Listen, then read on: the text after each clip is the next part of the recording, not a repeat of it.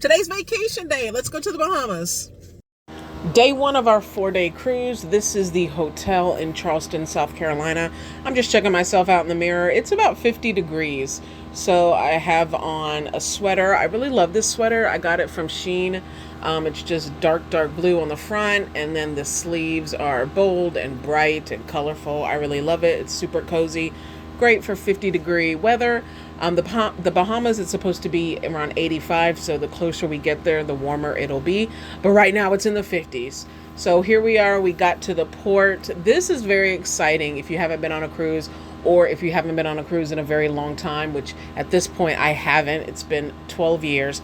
Just seeing the ship and getting closer to it was very exciting. A police canine dog sniffed everybody's bags.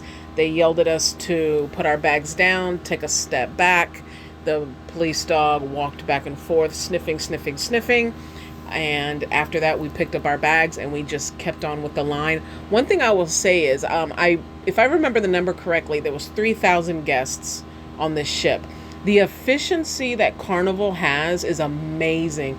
That line went by so fast. It was constantly moving. And I think one reason why is because when you're in line, there are always people planted yelling at you, not meanly, but like seriously, to take out your boarding pass, take out your passport, take out your birth certificate, whatever documents you have, take it out, have it in your hand. Don't wait till you get to the counter to start fumbling and taking stuff out of your bag. Here I am on the shuttle. I've already checked in. We're taking a shuttle to the ship. So as I was saying, because they are planted every 10 feet, somebody's saying, take out your documents. It made it go by really fast. Make sure the reflection strap is facing outward. Okay? Pass the strap around your back and engage backup together with the light is automatically activated when you enter the water. Whistle is to attract attention. You can adjust the strap to make it tight, just like that, and you're done. Very easy, right? You can find your life jacket inside your cabinet, or you can ask your cabin steward for this one. Okay? So the first thing we had to do was get a drill on what to do in case there's an emergency, in case we have to get on the lifeboards. She showed us how to use the life jacket. That's safety first. That's the number one thing you're supposed to do when you get on the ship. After that, you can explore. We checked in on the ship at 11 o'clock.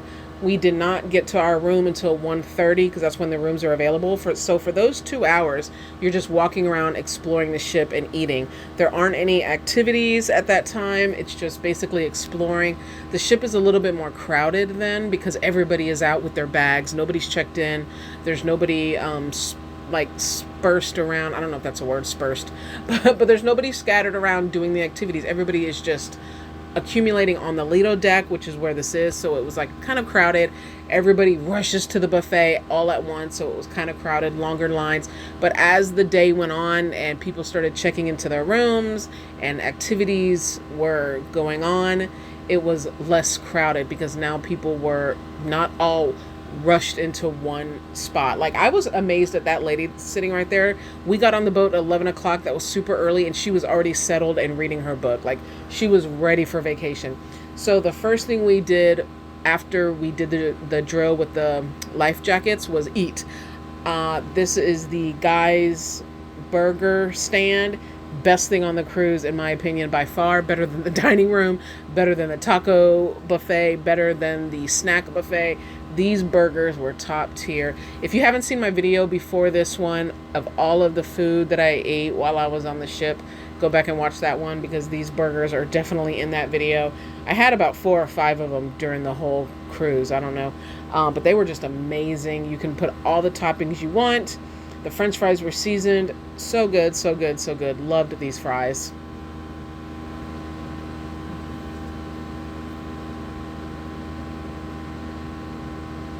After I had the burger, I went walking around looking for some dessert. They had this dessert bar here. They had a lot of different cakes, 5, 6 cakes, plus cookies, plus Jello.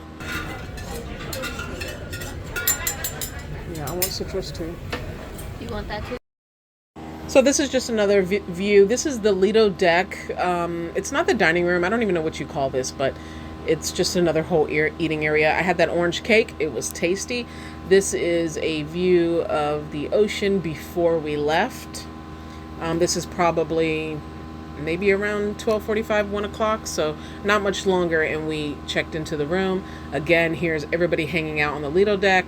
Everybody has their bags. Everybody has blankets and wearing sweaters because, like I said, it was 50 degrees. I mean, this is a cruise in November.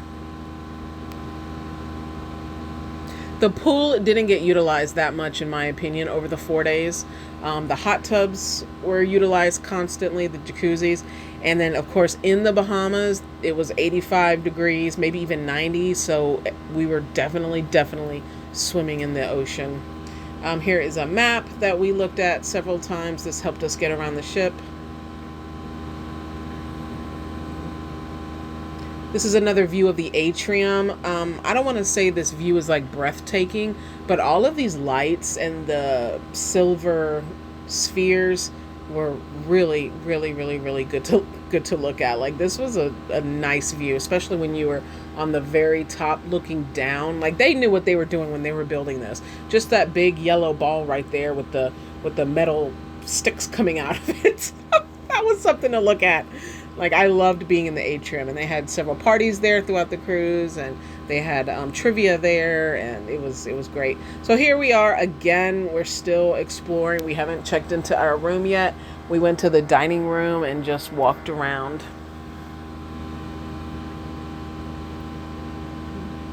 This is Carnival Sunshine. There's actually 2 dining rooms. This is not the one that we were eating at. Depending on where your room is the dining room you go to, but they look almost identical.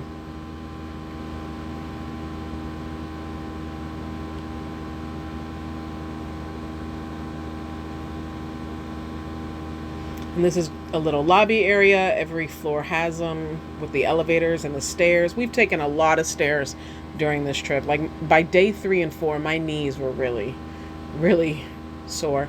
So that's the hallway to get to our room, and here's our room finally. We had no window, no port window, which was fine. We didn't need it because, of course, you can always go on the deck when you want to see the water and have some sunshine. The room was small, but it was great. We were 3 people. It has 2 beds that come down from the ceiling. My daughter, she slept in one of those beds, which she really enjoyed. A lot of storage, a lot of drawers, a lot of cabinets, a lot of closet space. It was a nice room. Can't complain at all.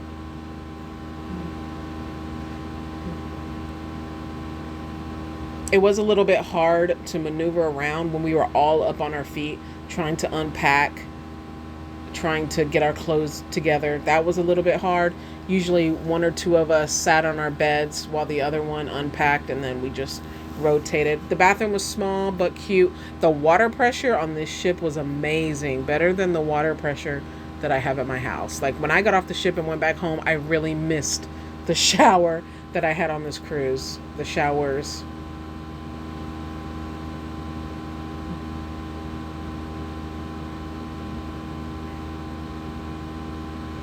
Here's another view of the room. I didn't know what this thing was on my bed. I thought it was like a bag to put your clothes in, but I think it was just decoration. I folded it up, put it in the closet. Never saw it again. And of course, they make your room every day, so that's nice. But thank you for watching this video. I kind of stuttered through it. This is going to be part 1, of course, just a tour of the ship and getting on the ship, and then I will also post the activities we did and some of the shows that we watched and some of the other foods that we ate. But look at this view. It's beautiful.